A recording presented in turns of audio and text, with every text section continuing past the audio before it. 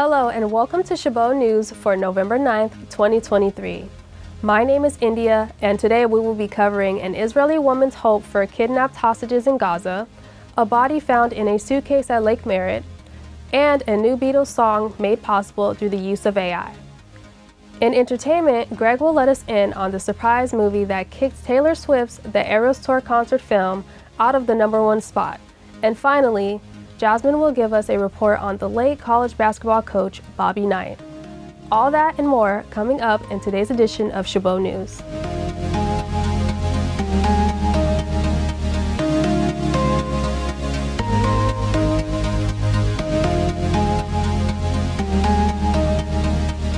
It's been nearly a month since Hamas kidnapped more than 200 people as it carried out its deadly October 7th attack. The carnage left entire communities devastated, and for some captives, no family left to speak on their behalf. CNN's Wolf Blitzer had the chance to meet with one Israeli woman who was keeping hope alive. Here in Tel Aviv, family and friends come to honor and raise awareness about their loved ones who are missing and being held hostage by Hamas.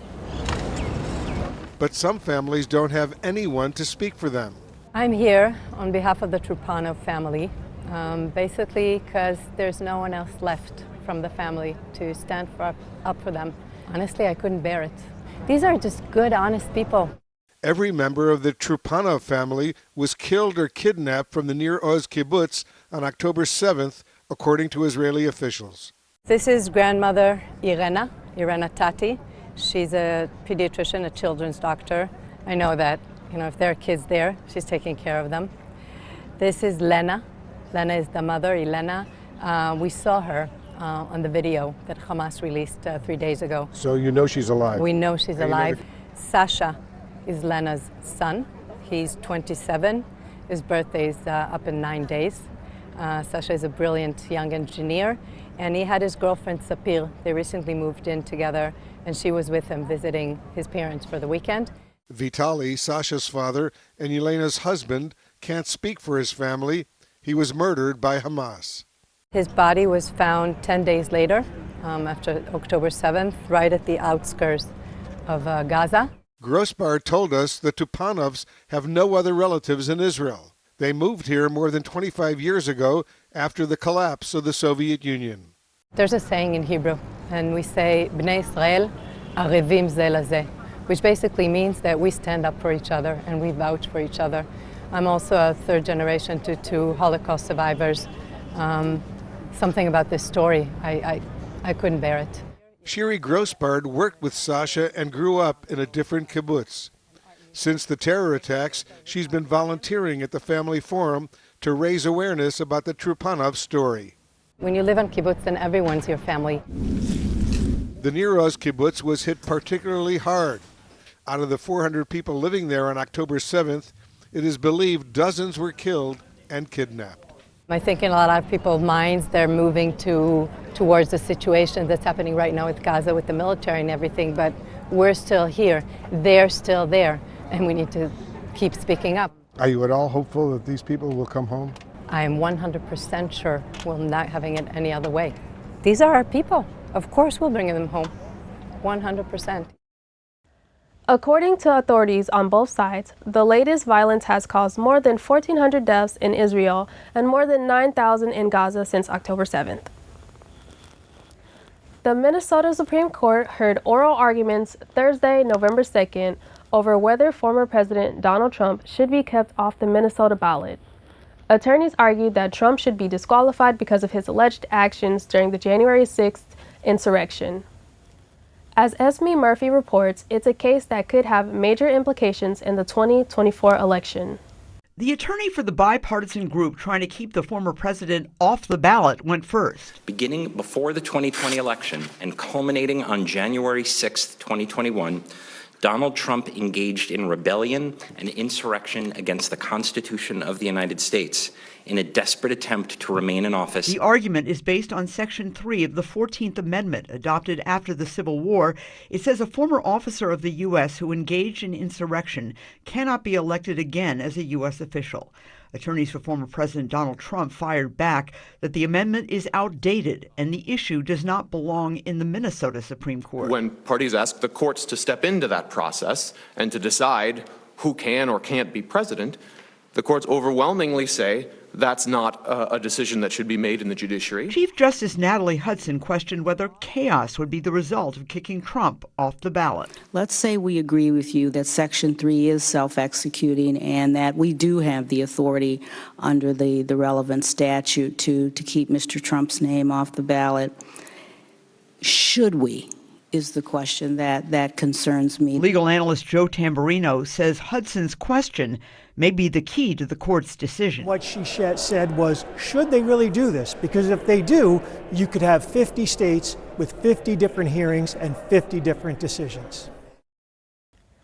A similar hearing over whether Trump should be on the Colorado ballot is being heard this week. Both sides expect the issue to end up in the U.S. Supreme Court and that the Minnesota court will rule sooner rather than later. That's because early voting in Minnesota's presidential primary begins on January 19th. In Bay Area news, volunteers cleaning Lake Merritt were in for a horrifying Halloween surprise when they discovered a dead body stuffed into a suitcase on October 31st. The Oakland Fire Department confirmed that volunteers who were regularly clean Lake Merritt discovered a suitcase containing human remains in the water at about 11:30 a.m. The fire department responded to the area after the volunteers who found the body called 911 and reported a body. The suitcase itself was found floating close to shore near Hanover and Lakeshore Avenues. As for the body, it appears to be a man in his 30s. It is not yet known who he is or if he matches any missing person reports. The Oakland Police Department is investigating who the man was and where and when the suitcase was first dropped into the water. A boarded-up house in San Jose, which went viral after a realtor showcased its decrepit condition, has sold for $780,000 after being listed on September 12th. What does just under $1 million get you in San Jose, California? Let's take a tour. First, the house's realtor, Jessica Verano, posted a video touring the house in September, which has garnered hundreds of comments and over 7,500 views. In the video, she pointed out such highlights as boarded-up windows, a creepy basement, and a massive spider. The 1,080 square foot fixer-upper was built in 1947 and hosts 2 bedrooms and 1 bathroom, as well as a 1-car garage. Despite its dire condition, the house sold for 9% above its original asking price of $715,000. Despite the steep price, that's still well below San Jose's median home price of $1.3 million. That seems a little expensive, so we sent our reporters Evan Netto and Jasmine Bester out onto campus to see what Chabot students think of our current housing prices. It's pretty sad they're rising a lot, and it's kicking a lot of cultures out of their neighborhoods and stuff.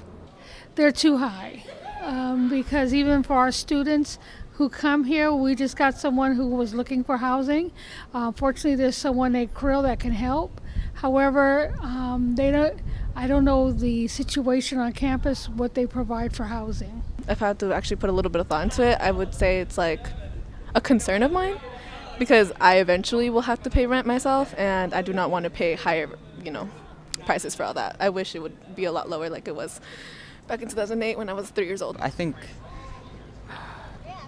they're kind of not sufficient. I think you can't really live off what you get. They're way too high. My mom, she's a single mom, so she kind of struggled for a bit, but she found her a good place, with a good, I guess what was it? Like an owner, and he's pretty reasonable. So I feel like you got to take some looking, searching, but some people aren't that lucky. Well, I feel as though Chabot could, or just in general, just the here in California, more could be done to help out with just especially students and stuff, because we're pretty much, a lot of people are struggling at the moment since everything has been skyrocketing. Groceries are it's everything. The cost of living here in California has been just through the roof, and I feel like the government or here in California, they could do more to help out the community or the people here struggling here. Thanks, Jasmine and Evan. Housing prices remain a hot topic in both the Bay Area and the rest of California. Now, let's turn it over to our reporter, Greg Driscoll, for this week's look at entertainment news. Thanks, India. Last weekend may have been Halloween weekend, but not even Taylor Swift can stop a horror movie from topping the box office. David Daniels has the early estimates for the top 5 films in theaters. Sometimes I hear her voice. You light a candle. The Exorcist Believer fell 2 spots to 5th place on ticket sales of $3.1 million. After Death, about people claiming life-after-death experiences, opened in 4th place with $5.1 million. Killers of the Flower Moon moved down to 3rd place, pulling in $9 million. How does that sound? Taylor Swift, The Eras Tour, lost the top spot, but $14.7 million gave it a domestic total of $149 million, and it's the first concert film ever to top $200 million globally. Hello? A spooktacular start for Five Nights at Freddy's. The fright flick based on the video game series scared up $78 million to win the weekend. In Hollywood, I'm David Daniel. According to the IMDb's Box Office Mojo, the video game-based horror flick ranked in an impressive $39.46 million on its opening night, setting the stage for a $78 million opening weekend. A Search for a Pig on the Loose gets a star-powered boost from a celebrity with the same name. Jeremy Roth has today's Take a Look at This.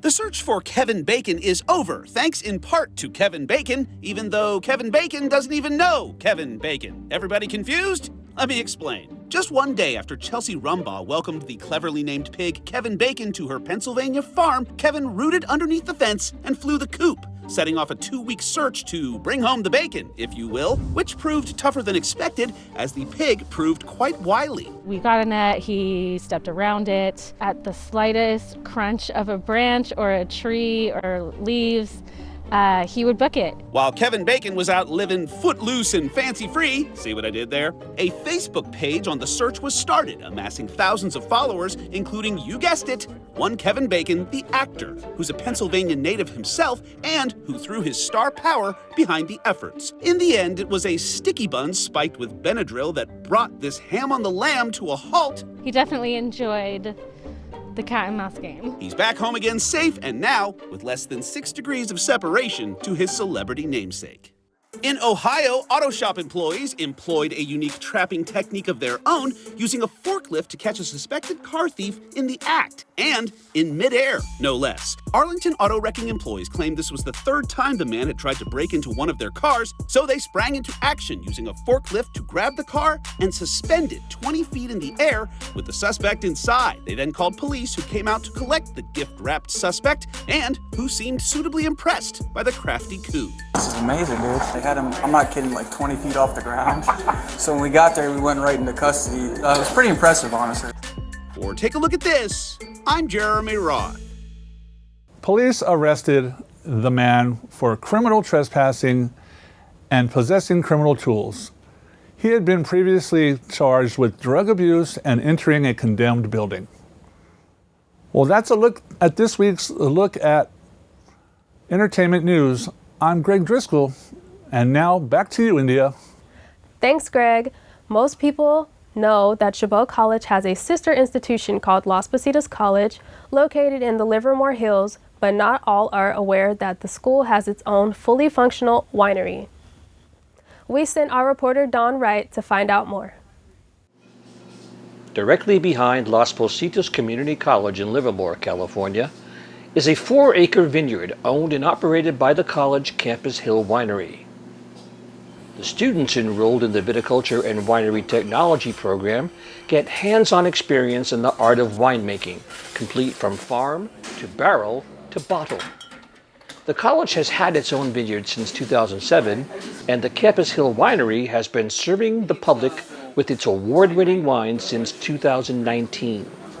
Well, it started about 16 years ago. The then dean, Dr. Neil Eli, he had a vision that this community college should have a wine program because the local wine industry here in Livermore Valley. The Viticulture program at Las Positas College attracts students from all walks of life. You saw the little operation here. We were bottling today. So, I mean, it's a real learning experience. I'm learning a lot here. I have my own winery here in Livermore, and I came here, I joined the program to expand my knowledge and gain a little bit more experience. My experience was in home brewing, just beer, basically. So to do this, it gave me another perspective on how alcohol production works. Brewing is one thing, and then wine is something completely different as far as how it goes. Having a fully functional winery right on campus provides a unique environment for students to learn real-world job skills. Greatest thing about this program is it's very hands-on, right? So the students get to really immerse themselves and be interactive with the equipment and the process of winemaking from the vineyard all the way to the bottling with labels. It's very interactive, very hands-on, and I think that's the strongest component of the program. After they graduate, they can, it's an overused term, but it really applies here, hit the ground running in a winery and say, yeah, I know how to do that because I was at Las Positas College and we learned all of that. This is Don Wright reporting from Las Positas College Campus Hill Winery for KCTH Channel 27 Chabot College News. Thanks, Don. Wines are available for purchase on campus at a select local wine shops and restaurants. The revenue generated from wine sales help cover operational costs for the Viticulture and Winery Technology Program and Winery. On November 4th, 2023, the Paralegal Studies Department teamed up with the San Francisco Paralegal Association for their 51st annual meeting and MCLE event. This event included topics on victim advocacy, domestic violence, discovery in the legal field, and paralegal career panel. We sent Alan Sampson to report on it. The Paralegal Studies Department was thrilled to announce a partnership with San Francisco Paralegal Association, with Chabot College hosting SFPA's annual meeting and professional development event, Saturday, November 4th, 2003. Breakfast and lunch was provided with this free event to all Chabot students, staff, and friends of Chabot College. We check in with a few people on why they attended. We're really trying to get together to help educate each other so that we know what's going on in the paralegal world, not just in our own little corners. I actually come from the social services world, but I found my way into the world of legal services on the marketing side. One of my coworkers was a paralegal. Yeah. And so she kind of said, kind of like a mentor, trying to show me the work that she does as a paralegal. I'm going to be speaking actually for the San Francisco Paralegal Association. I'm going to be doing a presentation on AI in litigation. I actually graduated from Chabot. I just graduated from Cal State Long Beach. So I came back to talk to Professor Mackey about some career advice, and she told me about the event. Today we are hosting an event with the San Francisco Paralegal Association. It is their annual event and their MCLE event. So MCLE stands for Continuing Legal Education Requirements. Every attorney, every paralegal is required to do a certain number of continuing legal education requirements every 2 years. Right. So we were really fortunate that they offered to host that here so that our students can also get to learn this process and how it works. During the SFPA 51st annual meeting and MCL event in Building 700, some had messages to future students who are thinking of joining the program. Stick with it. Getting an education is a huge step. It gives you a much broader base from which to apply your own specific niche. With any students in any industry, but especially law, again, I've been working in law for now 9 years. We've heard the quote, it's not what you know, but who you know. It is so true. Take your time. Don't stress about it. Everything happens in its own time. One thing I really love about the legal industry, it's results driven. Okay. So it doesn't matter your background. If you can do the job, they'll let you do the job. Success is just not an ending thing, an ending cycle. It's something that is persistent. So even when you do get your degrees, you may have to come back. We have been growing like crazy. So Awesome. word has gotten out. We have a certified paralegal studies program. We are certified with the state of California. You can take that certificate anywhere. It's only 8 classes. Send questions to info@sfpa.com. This is Alan Sampson reporting from Hayward, California for KCTH, Channel 27, Chabot College News. Thanks, Alan. Seems like it was a full day of awesome information at the event center. We are glad Chabot College could host the SFPA. Now we are going to take a look at sports with our reporter, Jasmine Bester. Thanks, India. Legendary Hall of Fame college basketball coach Bobby Knight has died. Bobby Knight passed away on Wednesday, November 1st, surrounded by family at the age of 83. In a statement, Knight's family said they are grateful for all the thoughts and prayers and asking for privacy. Knight won 902 games as a college coach, leading teams at Army, Indiana University, and Texas Tech. It is at Indiana where his legend status was cemented, winning a school record of 661 games and making the NCAA tournament 24 times. Knight was eventually forced out of Indiana in 2000 for what the school called a pattern of unacceptable behavior. Bobby Knight's numerous wins as a coach proves he was a force to be reckoned with, and he will be deeply missed. Neck guards have become a hot topic lately. Neck guards for hockey players are selling out in some areas after the death of professional hockey player Adam Johnson. Video of the game in Sheffield, England showed Johnson suffering a serious neck injury after colliding with another player.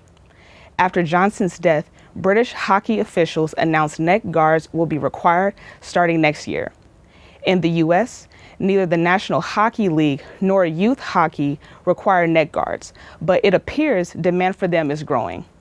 War Road Hockey Company just started selling neck guards recently and said Monday that they have sold out.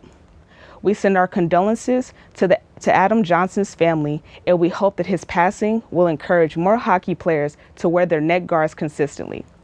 Well, that's it for this week's look at sports news. I'm Jasmine Bester, and now back to you, India.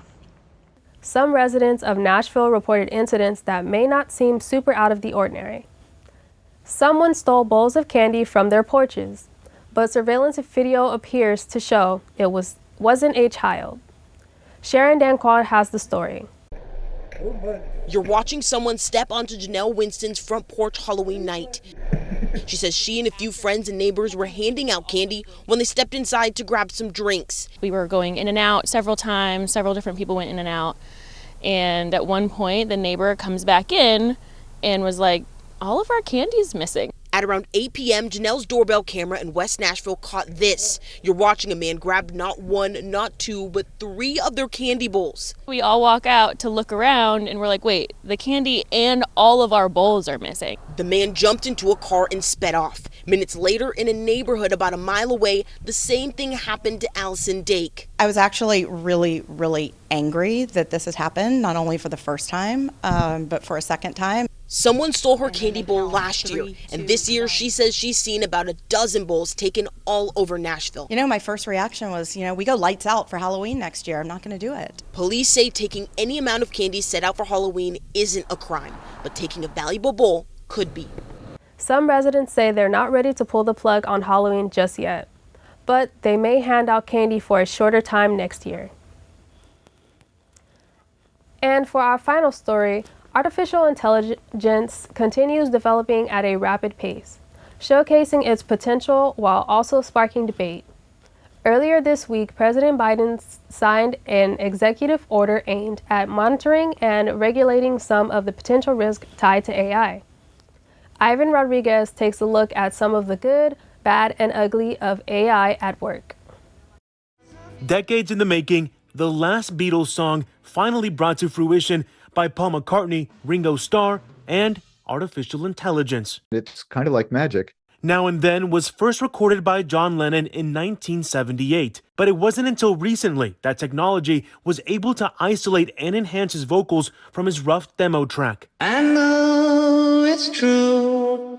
Giving way to a previously unimaginable Beatles collaboration. There's a creative opportunity that's been given to them because of our ability to demix or unmix. But AI can be a double-edged sword. Microsoft under fire this week after it was discovered a number of false and bizarre news stories have appeared on its MSN.com homepage, frequented by millions of users every day.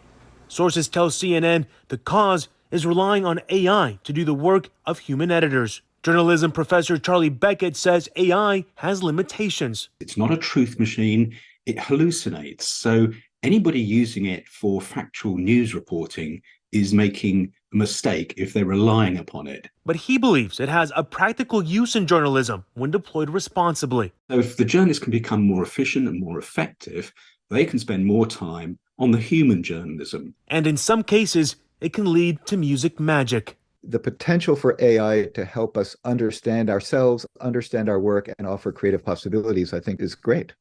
I'm Ivan Rodriguez reporting. Even if this is the last hurrah for the Beatles, it's exciting when you think about the countless recordings, many that predate the Fab Four, that this track separation technology could help restore and give new life to come in the years to come. That's all for Chabot News this week. Thanks to all the students and staff in the Mass Communications Department here at Chabot College for making this production possible. You can watch us anytime online at youtube.com/ChabotTV. Stay tuned to KCTH Channel 27 on Comcast for more Chabot TV.